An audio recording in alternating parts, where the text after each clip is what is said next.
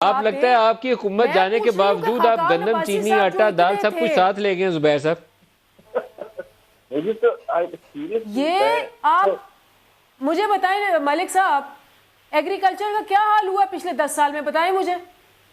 Sir अभी तो मुझे ये लगता है जुबैर साहब सारा कुछ ले गए, साथ ही इनसे जवाब तो ले लेने थे जुबैर साहब। जवाब तो ले लें।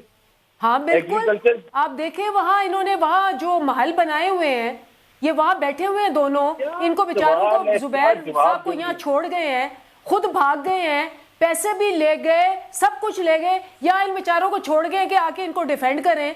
ये तो इनका हाल है। वो डेविड रोज जो है वो रोज बुलवाता है कि आए मुझे बताएं मैंने क्या गलत किया। जुबैर साहब, वो नेबरहुड जुबैर साहब से इसका जवाब लेने दीजिए। जुबैर साहब कि ये नहीं पूछे ना, डेविड रोज को जवाब क्यों नहीं देते शहबाज साहब, क्यों नहीं देते जी जुबैर साहब? अच्छा सुन तो लेना दिलीप, आई थिंक दिलीप जो रिप्रेजेंट करनी है इसका फ्रस्ट्रेटेड माइंड कि आपसे काम नहीं हो रहा, और आप बजाय कि एक वीक पर अभी 2-3 मिनट 4 मिनट लगा के कौम को मुतमिन करती है कि क्या हुआ और क्या नहीं हुआ, वो डेविड जोस का जवाब क्यों नहीं देते हैं?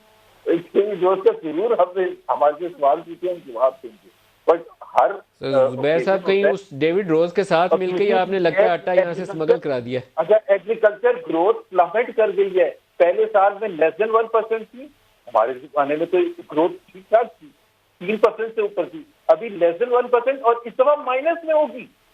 कॉटन का बुरा हाल, चावल का बुरा हाल, आटे का बुरा हाल। 2014 में -19% थी। वो अपना मजाक ना उड़ाया करें, 6 साल रहने के बाद।